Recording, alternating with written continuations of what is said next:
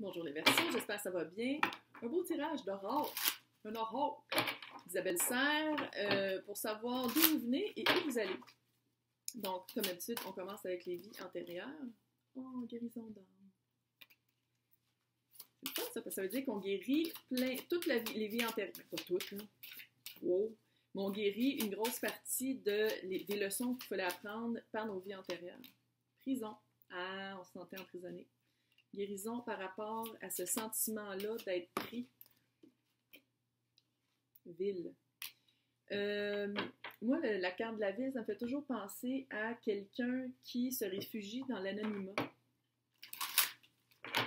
Quelqu'un... quand on regarde ça, là, moi, je trouve que ça ressemble aux égouts. Pour récolter la pluie. Ouais. Fait que c'est quelqu'un qui aime la ville, mais d'une manière, à cause de l'anonymat que ça procure à place d'être... ouais. Que guérison d'âme, vous allez vraiment guérir quelque chose, puis je pense que le bruit des sirènes, puis le bruit constant va commencer à vraiment vous taper sur les nerfs. Comme un feeling que j'ai, qu'en vous guérissant, vous allez vraiment... ouais, injustice, souffrance émotionnelle. C'est clair, vis-à-vis de la prison en plus. Peut-être que vous êtes comme pas obligé, mais à cause peut-être des enfants que vous avez ou de la situation que vous vivez, vous êtes obligé d'être en ville, puis vous êtes... Ça marche plus. Il faut trouver un karma familial. Puis tu sais, quand je dis des enfants, ça se peut que vous soyez l'enfant de quelqu'un, il faut que vous alliez prendre soin d'une personne plus âgée, d'un parent. Puis vous avez comme le... Oh, je le sens. Je sens que vous vous sentez pris là-dedans. C'est comme une injustice. Est-ce qu'il y a quelqu'un d'autre qui pourrait le faire à votre place? Est-ce qu'il y a quelqu'un d'autre qui pourrait faire ce que vous n'aimez pas faire, ce qui vous fait sentir pris dans une prison? Clairement. Souffrance émotionnelle, il faut vraiment... Puis karma familial, c'est quelqu'un dans la famille, il faut vraiment parler. Il faut vraiment trouver un moyen de rebalancer la balance de la justice. Parce que là, s'il y a comme une injustice, c'est comme si vous faites tout. Oui, vous avez guéri votre âme. Oui, vous êtes sur le chemin de la guérison, sinon... parce que clairement, karma familial, ça veut dire qu'il faut que vous viviez ça. Ça veut dire qu'il faut passer au travers de ça. Peut-être que vous rêvez de la ville aussi. Chakra du cœur, ce n'est pas ton âme sœur.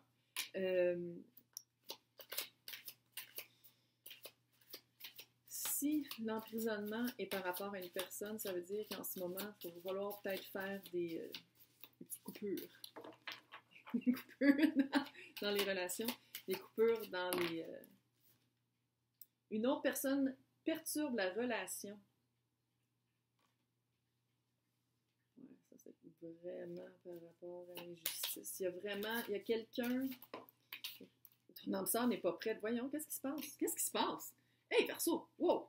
Qu'est-ce qui se passe? Il y a comme une instabilité. Il y a comme un sentiment de pas bien. C'est comme si pour guérir votre âme, il faut tout passer à travers ça. Il faut tout aller confronter ça.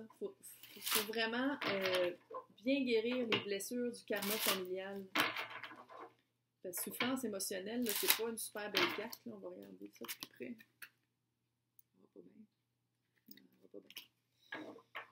Une autre personne perturbe la relation. Clairement, il y a quelqu'un qui pourrait vous alléger votre souffrance émotionnelle, mais la personne ne va pas le deviner ou il faut la confronter avec ça.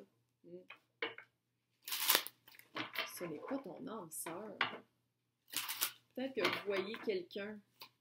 Peut-être que vous voyez quelqu'un en ce moment, puis c'est vraiment pas la personne avec qui vous êtes supposé d'être, mais votre âme sœur n'est pas prête non plus. Ça veut dire, puis une autre personne perturbe la relation. Il faut être tout seul. On prend un petit break. On se recule. Le conquérant de la guérison, par rapport à la guérison de l'âme. Tout ça, là, c'est ça. C'est pour guérir votre âme. Puis quand vous allez avoir été capable de passer à travers toute cette souffrance émotionnelle-là, puis d'en tirer parti, le savant, vous allez vraiment apprendre, vous allez vraiment non seulement guérir votre âme, mais vous allez apprendre, vous allez pouvoir peut-être aider d'autres personnes qui vivent le chaman. Ça, c'est la personne, c'est votre âme sœur. Ouais. Ouais. Ça, c'est la mission de vie en passant. J'ai rien dit, hein. Moi je fais juste parler comme ça. Conquérant la guérison par rapport à la guérison de l'âme. Pour guérir votre âme, il faut vraiment rebalancer la justice par rapport à la souffrance émotionnelle du karma familial qui vous emprisonne. Il y a quelque chose qui vous pogne. Ça se peut aussi que la ville, ce soit vraiment... Tu sais, je disais que c'est l'anonymat, tout ça. Ça se peut aussi que ce soit le sentiment d'être pogné à quelque part. Vous êtes comme pris. Vous êtes pris. Prison, pris, hein? Vous êtes vraiment pas bien. Ça se peut aussi que ce soit avec une personne que vous pensez que c'était votre âme sœur, puis finalement, non. Peut-être qu'une autre personne perturbe la relation. Là. Peut-être que vous venez d'apprendre que vous étiez 3, puis vous pensez que vous étiez 2 dans la relation. Ça arrive de plus en plus. Ça arrive souvent. Ça arrive trop souvent.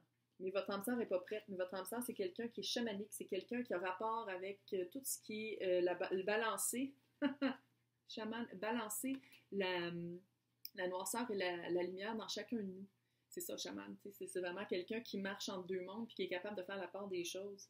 Fait que quand vous allez être prêt, quand vous allez avoir compris ça, puis vous allez avoir dealé avec toute l'injustice et vos souffrances émotionnelles, la balance va se refaire, puis la personne, votre âme sœur, qui est chamanique probablement, qu'elle sache ou pas, là, va rentrer dans votre vie.